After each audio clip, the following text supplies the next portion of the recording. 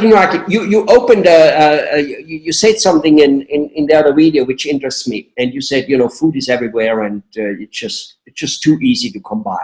And we, of course, most of us in the United States, and so in many other countries, I'm currently in Europe, we started changing, this like eat once or twice or 3 times at home and relatively regulated. Well, that's not happening anymore. To a high degree. We just drive around, we eat lunch when we drive by a Burger King or whatever it may be. How do you feel, and how this like the current food, milk is not milk anymore in most cases. It's not the milk we were drinking when we were young. And that goes with almost everything else. Is there a danger? Is there something which of course we cannot necessarily escape? That's it. I mean, we buy what we buy. But what can people do to nevertheless minimize the risk a little bit?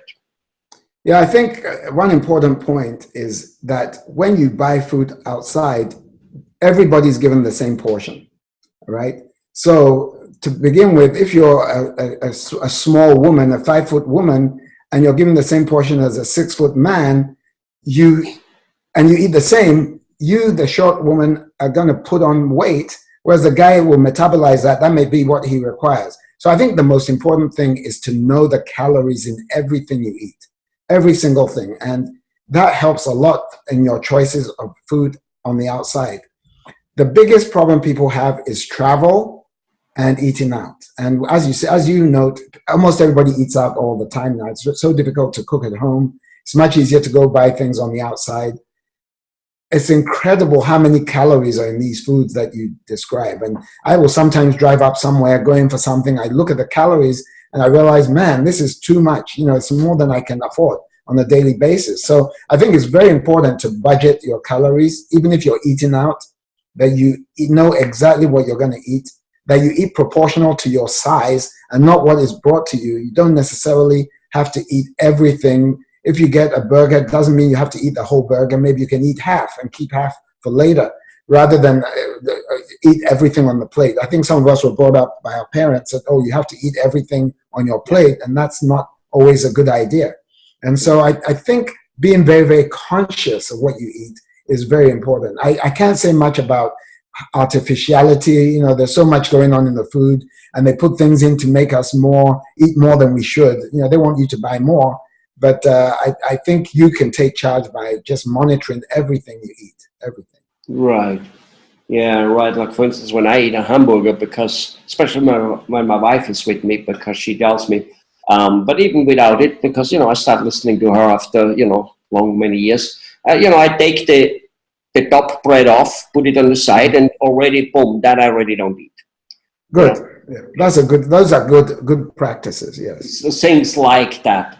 Yes. Tell me, you said calorie and counting. Now, personally, how does a person do that? Does he have to study a couple books and remind it, or are there like these days apps on there? I know my sister-in-law, she has some app on her iPhone. Frankly, I don't know how it works, what it does, but when I talk to her, she knows how much calories she ate today. I don't know how she does. But, you have to have the interest, Yeah, but are there some tools out there to easily help a little bit? There are tools, I'm sure. I'm sure there are apps for everything. I think just eyeballing, if everybody should know how many calories approximately they should have per day. So approximately, 10 calories per pound or something like that. Don't quote me exactly, but you can figure out how many you're supposed to eat for your weight, to keep your weight. And that you can go online or do an app. It will tell you, to keep my weight, how many calories should I have? And so how do I know does this fish burger or the fish without it being a burger, how do I know, or that little salad dressing I take, because that's probably where most of the hidden thing in it. In the US, everything that is sold has calorie on it. Everything has calories. In the US, it's easy. And nowadays, all the big restaurant chains, every meal has at least, it tells you the calories. Now, they may give you a range because maybe you're going to get diet soda versus regular soda, but every meal has the calories written right there. So at least you can have a ballpark figure, you know. I don't believe you should count every single calorie. You know, nowadays we're getting people who have eating disorders related to eating too healthy. And they almost terrorists, you know, you ate this, you ate that, you ate this olive oil.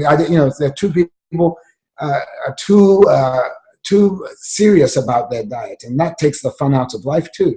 But at least having a bird's eye view of, oh man, I took 2,000 calories, that's enough for the day, I shouldn't eat any more, maybe, you know, that helps. Okay, well, all right. Okay, so I forgot about the fact that things are written on it.